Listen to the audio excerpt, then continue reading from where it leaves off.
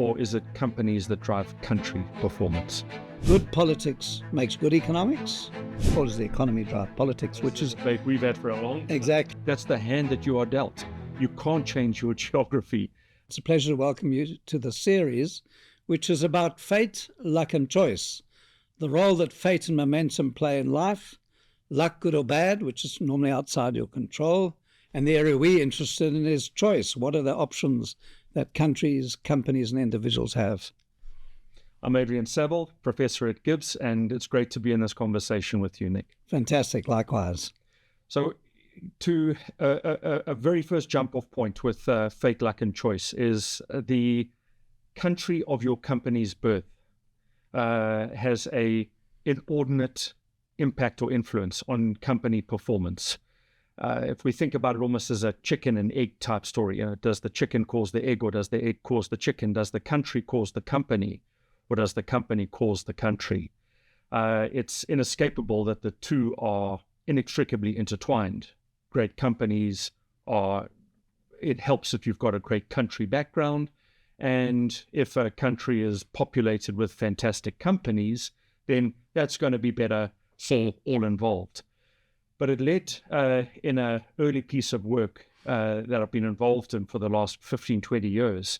So it leads to a really interesting question. Is it country that drives company performance, or is it companies that drive country performance? Right. So, I mean, that raises many questions, one of which I've tried to also reflect on for years, which is, does politics drive the economy, or does the economy drive politics? Which is a debate we've had for a long time. Exactly, which is another way of saying exactly the same thing. And in some countries' case, that's very complex. In others, like China, it's pretty clear. The state drives the economy and makes the strategic decisions. So it's a great, great subject. So what have been some of your lines of inquiry? Well, I mean, maybe before we get to that, Nick, I'll reveal some of the data in a second, but I could ask you, right out the blocks, does P drive E or does E drive P? Right. So I was sitting in Belgium many years ago at a seminar about learning for CEOs, and someone from Oxford presented this dilemma. My conclusion from traveling as much as I have in Asia and other emerging markets is, I think in what I call BEMS, big emerging markets, they're much more complex than highly sophisticated markets where institutions are highly developed, if you think of Germany or Britain or China as examples. So they're much messier. And of course, the flow goes both ways between politics and economics. Sure. So we've got a chicken and egg there. We do have chicken and egg there because, people would argue in South Africa, what's been the role of business? How does it influence politics? People are arguing that right now in South Africa. So it is a two-way flow. But I would say, generally speaking, good politics makes good economics and bad politics makes bad economics.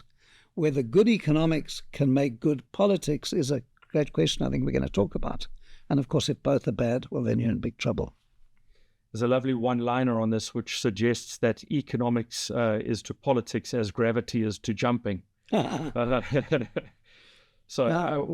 what you're saying is the one you don't have control over, it's got laws, and the other takes effort to defy the law of gravity. Yeah. If we roll back to sort of the opening, a suggestion that the country of your company birth might have sort of disproportionate influence on your business performance. This is exactly the study that we've been involved in for the last 20 years or so, asking what is the relationship between economic growth and company performance. There's a lovely statistical tool called Granger causality, which allows you to test, not to overdo the chicken and egg thing, but allows you to test exactly that, the directionality. Is it country that causes company or is it company that causes country? And in a study of 2,500 large multinational corporations over 20 years, we find that unambiguously the relationship is from economic growth to company performance. And not only is it an unambiguous relationship, it's a strong one, that about half of company revenue and half of company earnings, top line and bottom line, are explained by economic growth. So from a strategic perspective, if you're going to whoosh for one thing, you should get down on your knees and hope. Hope for growth. Hope for growth. You know, it's such an interesting topic, this. There's so many angles we can go to. One of my sayings in the last 20 years is that economic growth is the oxygen of democracy. Because in this country and countries like us, without growth, you can't raise more taxes, you can't invest in public goods. So it raises a really interesting question. But you're talking about something a bit more statistically proven, but more complicated, which is, if you think of the South African economy in its sort of 20th century form, primarily gold mining. It wasn't the state. It was gold mining that attracted capital, technology. And I've always said, why have we had such good banks? I remember going to America 30 years ago. You couldn't go across the state and write a check. And we were way ahead of the game, actually. So mining led to banking. And we've got world-class, both retail and investment banking. So there is this important link of the roots of your economy, the nature of its origins, is a part of that. What kind of companies are likely to come out of that setting or that history?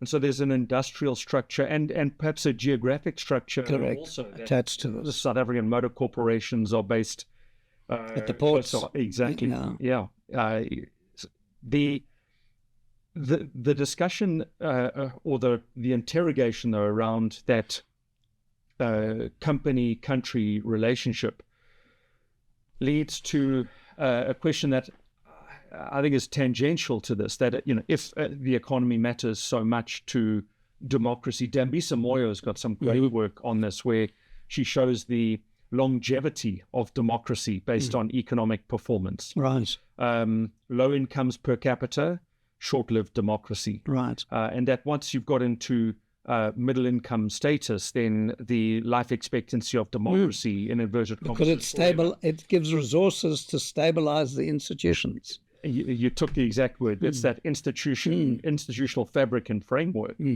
But if we could just stay with the economic growth for a moment, the importance of economic growth led us in this work to a next question, that if the economy matters so much, what causes the economy to perform? And you and I have got a long conversation going on about the deep structural foundations, which is your fate. The work that I've done is perhaps, it relates more to choice, and it's about how do you, given your start circumstances, how do you build a foster? How do you overcome your fate? How do you overcome your fate? What are the choices you make? And we can think about it in two very important areas for chief executives.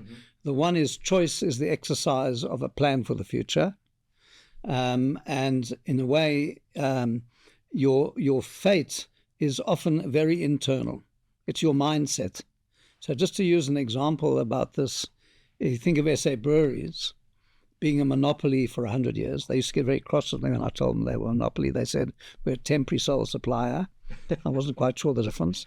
But they went global and in 10 years became the second biggest brewer in the world. So they had their roots in South Africa where they had dominance, could build the channels, build the brands, build the skill. Which is fate. Which is fate. And then they overcame that isolation through very good choices about where to go. I'll just share this with you. Graham Mackay, who was the CEO I knew quite well, and he asked me one day, he said, do I take South African executives and go global? Do I leave them at home and take global executives and build the other arm? Or I take a bit of both? And he was an incredibly smart CEO and did a bit of both. He seeded their companies with South Africans who knew their culture and their ways of operating, but he needed people who really understood the markets in which they were going to compete. And when you think that SA Breweries became the largest beer maker in China, and they had a great strategy, they bypassed the cities and went to the smaller towns where the breweries were owned by municipalities. It was a brilliant bypass strategy. Anyway, the point is that your origins really matter because it produces your mindset.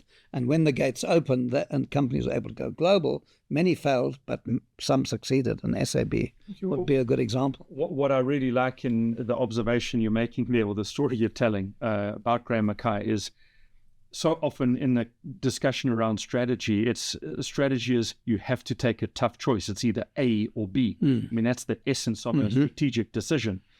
And he doesn't say he's choosing A or B. He's choosing A and B. which is, and Sakura Honda, the founder of the Honda Motor Corporation, puts exactly that narrative around strategy. He says, what if strategy is we don't have to do A or B, we can do A and B. Sure. That's true, but let me elaborate on that. Is a good friend of mine running a big retail business here said, it's only really strategy when if you choose A, you can't go back. If you can go back and then say, oh, let's do B, then it's not really strategy. So, and you'll never know whether you're right or wrong. Because once you've committed to A, you've gone down that road. So it's a lovely analogy. I'll just add one more little thing about this, not directly related to what we're talking about, but what I've always said to people is, if you've worked in a company for 30 years, you only know A. Until you understand your opposition as well as you know A, you don't understand them. If you've lived in one country, you don't know anything about your country until you've lived in B. Then you can compare A and B. And it's why I think for all of us at GIBS, traveling and on your feet and using your eyes is so important. I'm sure we'll come back to this theme in sessions to come. But if A doesn't know B, it doesn't know what A is. It's a thought. That's a great thought. So maybe to sort of round out this discussion about the importance of your economic birthplace and how you change the circumstances of the card that you're dealt, what are the choices that countries can make to build a faster, more sustainable, elevated, inclusive economic growth structure, which will be a powerful ingredient for the performance of firms and then a powerful platform for society. That translates into a economic model called the six-factor model, where in this work we identify the ingredients that explain elevated, inclusive, transformative economic growth that's good for business and good for society. These 6 ingredients, we identify them through studying 160 countries, 60 years of data, and 1,200 line items per country. So it's a fantastic big data set. And out of this, we identify just 6 ingredients that are common to countries that transition and transform. An elevated savings and investment rate, 25% of GDP or more. Demography, babies matter. So there is one exception to this rule of the base of the demographic pyramid being wider than the peak, and that's China. So only China has transitioned without babies. Every other country has transitioned with babies. No country has transitioned without an elevated savings and investment rate. Because that generation funds the infrastructure, exactly, the tax, and that builds your workforce, and it feeds productivity, gives you new ideas, it fills your consumption force. Exactly. The third and fourth ingredients speak directly to your babies, and that's education and healthcare. But interestingly, it's not your higher education or your ability to perform in a sophisticated surgery. It's actually the foundation that's critical. It's the first 1,000 days that establish the potential and the capability of your babies that are being born. The fifth ingredient is policies and institutions. You've already made reference to the importance of institutions. Policies without institutions are just words. They're wonderful ideas. And institutions without policies are things that are just going to wobble around without clear meaning or purpose. And then the sixth ingredient is openness. Not for one moment to suggest that a country that is open will be magnificent. You need win-win openness. What does openness mean? So openness refers to having borders that are porous. People, capital, products. All of those things. People, capital, products, investments, know-how, know-why. Okay. Everything from immigrants to tourists to visiting students, that you may not even need people to come across borders. You can just get ideas across borders. So that's the reference to... And of course, in the modern world, borders have other meanings. And maybe another time we'll come back to that. Yeah. I mean, I should have said at the beginning that you and I study the broader environment, but we're both interested in strategy. And so a lot of our discussions are going to be about that. As you know, I've raised a couple of others that go with the 6. Yeah. and I'm going to share them with you. We have done it before, but I want to share it now. I think geography is a fundamental factor. Where you're located on the planet, air routes, sea routes, whatever it is, your natural resources, your climate really shape a lot of things about a country. Gold, the example I was using earlier. Dubai, look where it is and what they've made of it as a hub. And then, of course, there's history of a country, which shapes some of the things you're talking about. What are the big events that have shaped the narrative of a country, the mindset of a country? Is it forward-looking? Does it look behind it mainly? Is it very energetic? A lot of big events shape that. The Berlin Wall changed, the 9/11 attacks changed a lot of things. Geography is a big, big thing, and culture comes into this. What I call the strategic culture of a country. China, Lee Kuan Yew, Japan, Silicon Valley, extraordinary clusters of culture about doing it first, doing it fastest, and doing it best. So those things I would add to your fabulous 6 pots. Now, when you look at the data that you described, is there one that stands out as the most important?